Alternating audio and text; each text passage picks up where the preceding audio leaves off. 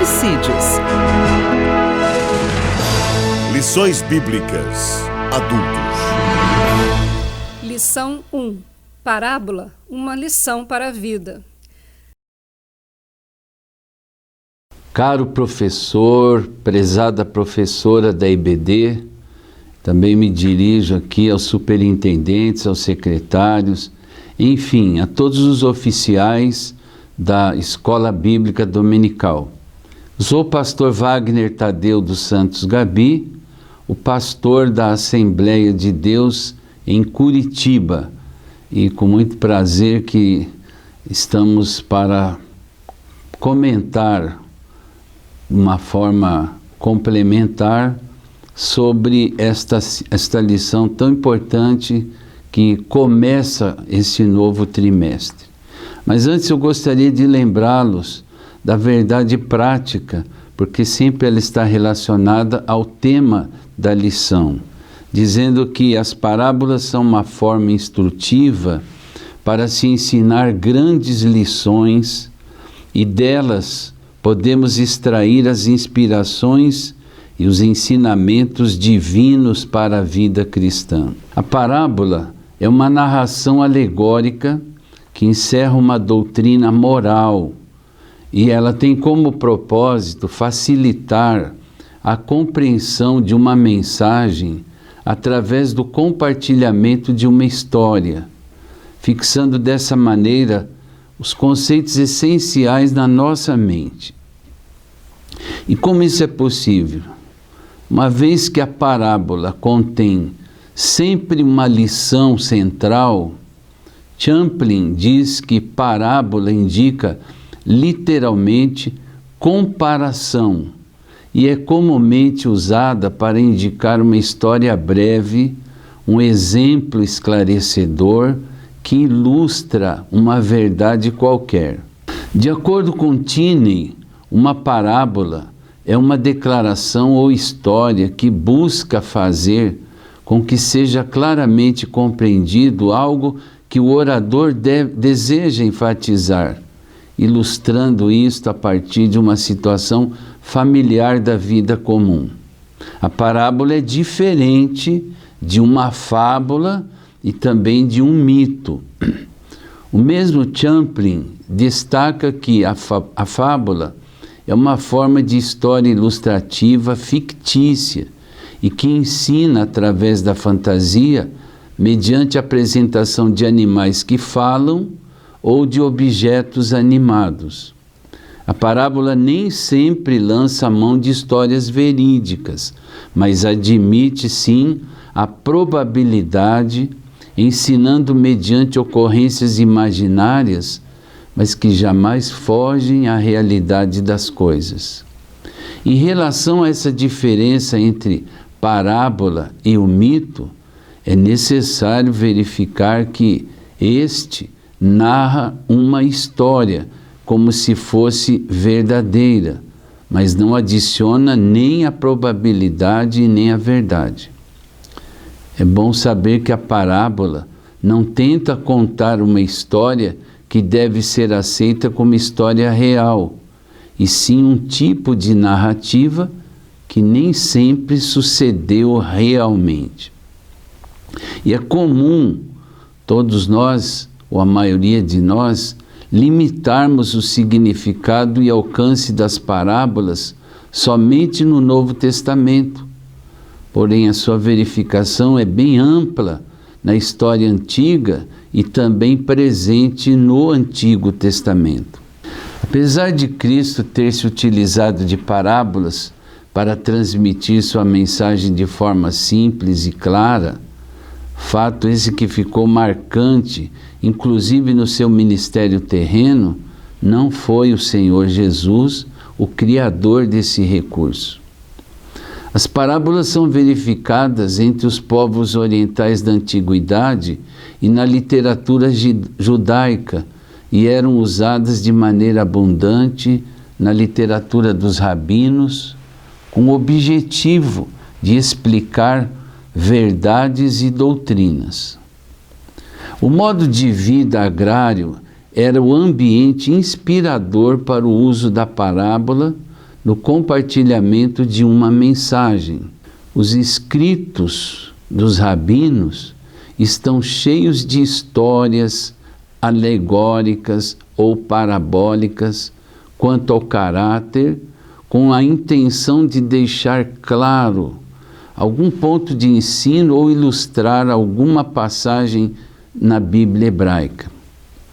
As parábolas estão presentes nos textos do Antigo Testamento devido ao fato de serem os hebreus exímios contadores de histórias. A presença das parábolas na cultura e no texto sagrado era natural. No Novo Testamento, Jesus utilizou as parábolas como recurso na transmissão de sua mensagem, com o objetivo de compartilhar uma verdade espiritual de maneira que fosse compreendida. E para isso, ele usou exemplos do cotidiano de quem o ouvia. E qual era o objetivo de Jesus? Era de transmitir uma mensagem que não deixasse dúvida da parte de quem recebia essa mensagem. De acordo com Luise, Jesus narra parábolas com o objetivo de ensinar e para ser entendido. E essas palavras são designadas de discurso compreensível, que não quer apenas provocar a compreensão intelectual, mas também a compreensão decorrente de ouvir a voz de Deus. Ele também destaca que o convite para comparar a narrativa parabólica com o reino de Deus visa uma reflexão sobre o conteúdo do agir de Deus, da vontade de Deus, sobre o agir no passado, tanto no presente como no futuro. Esse é um grande segredo da excelência do ensino de Jesus através das parábolas.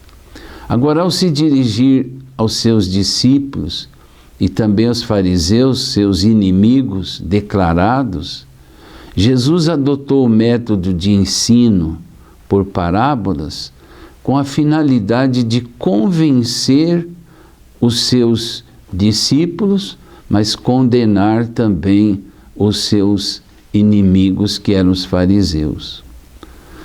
Em Mateus, no capítulo 13, versículo 10, os discípulos fizeram a seguinte pergunta para Jesus: por que lhes fala por parábolas?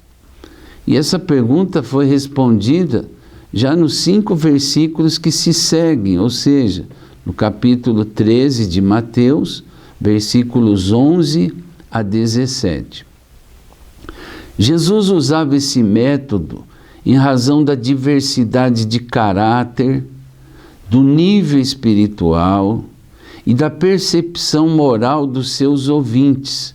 E no versículo 13 desse mesmo capítulo, ele justifica dizendo: por isso ou por essa razão lhes falo por parábolas. Já no Evangelho escrito por Marcos, no capítulo 4, versículos 10 a 12, Jesus, ao ser inquirido sobre o uso de parábolas, ele respondeu que as usava nos seus ensinamentos por 2 razões distintas. Primeira, para ilustrar a verdade para aqueles que estavam dispostos a recebê-la. E segundo, para obscurecer a verdade daqueles que a odiavam. A leitura da parábola deve ser lida e entendida como uma narrativa sintética das experiências do cotidiano das pessoas. E uma das questões mais importantes, e aqui eu chamo a sua atenção, professor, ao ler uma parábola, é procurar entender os elementos culturais que foram operados em cada uma delas, pois são histórias contadas a partir de outra cultura e tempo.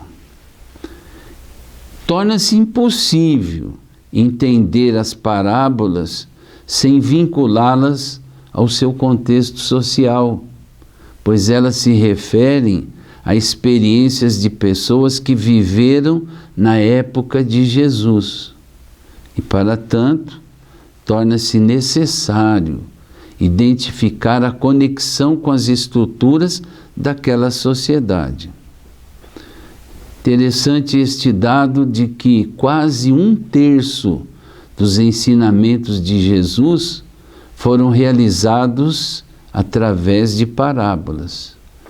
Ele contou parábolas sobre a natureza, por exemplo, a parábola do trigo e joio, de Mateus 13, 24 a 30. Também contou parábolas sobre trabalho e salário, o Senhor e o servo, Lucas 17, 7 a 10. E até mesmo sobre casamentos e festas, como o caso da parábola das 10 virgens, narradas em Mateus 25, de 1 a 13. Agora, Jesus não falava de forma genérica acerca da busca de Deus pelo perdido, mas sempre através de histórias, de experiências cotidianas, tais como a história sobre uma mulher que perdera uma de suas 10 moedas de prata e que não descansou até encontrá-la. Lucas 15, versículos 8 a 10. Ao confrontar os fariseus, escolheu pensar neles como sepulcros caiados, Mateus 23, 27, referindo-se aos seus ensinamentos como motivações espirituais comparadas aos cemitérios gregos, onde as tumbas de calcário, chamadas de sarcófago, eram belas por fora, mas dentro eram repletas de ossos secos. A leitura da parábola também deve procurar as declarações explícitas e implícitas do agir de Deus no contexto literário. Para fazer uma comparação da narrativa parabólica com o reino de Deus, é indispensável que haja uma reflexão sobre o conteúdo do agir de Deus, da vontade de Deus, no passado, no presente e no futuro. A leitura da parábola deve identificar a aplicação prática da mesma. As parábolas de Jesus contêm lições profundas, mas de aplicação prática, principalmente no campo da ética e da vida espiritual das pessoas. E isso precisa ser bem acentuado para os seus alunos.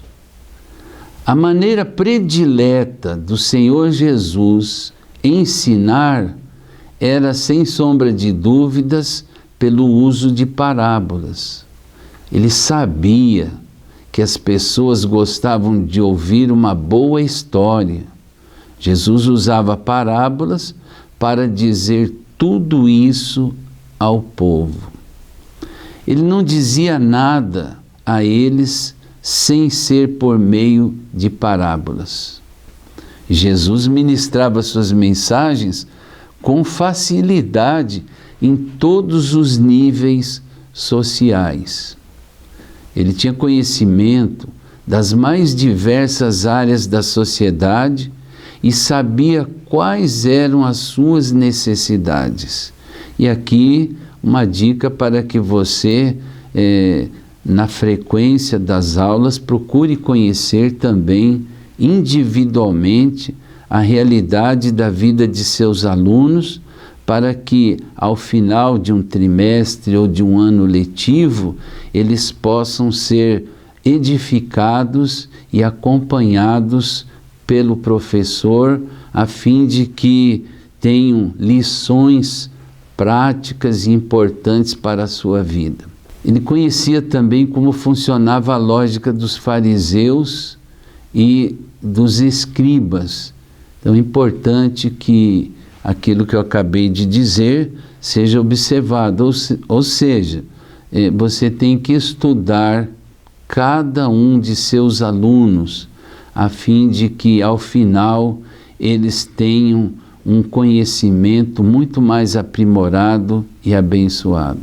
Concluindo, nós podemos dizer ainda que, por meio das suas parábolas, Jesus levou aos seus ouvintes a mensagem de salvação, conclamando que os mesmos se arrependessem e a crerem. Então não despreze um estudo, uma mensagem acerca de parábolas, mesmo após o encerramento desse trimestre, porque Jesus foi bem-sucedido na evangelização e salvação através das mensagens nas suas parábolas. Aos crentes, ele desafiava a colocarem a fé em prática.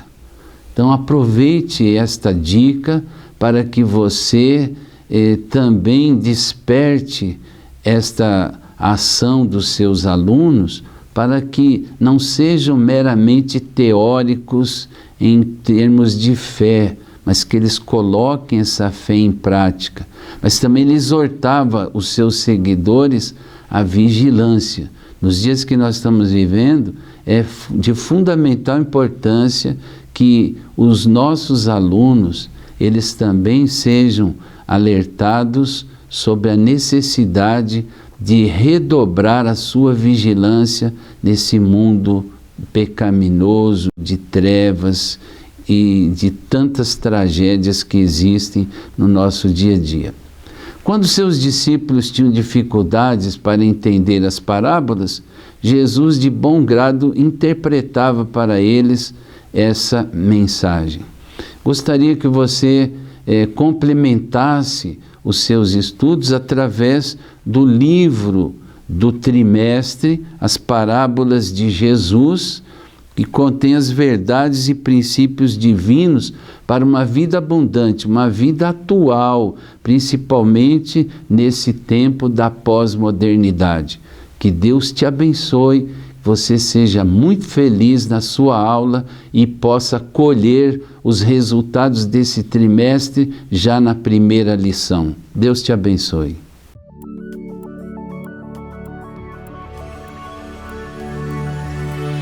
CPAD, a editora da Escola Dominical.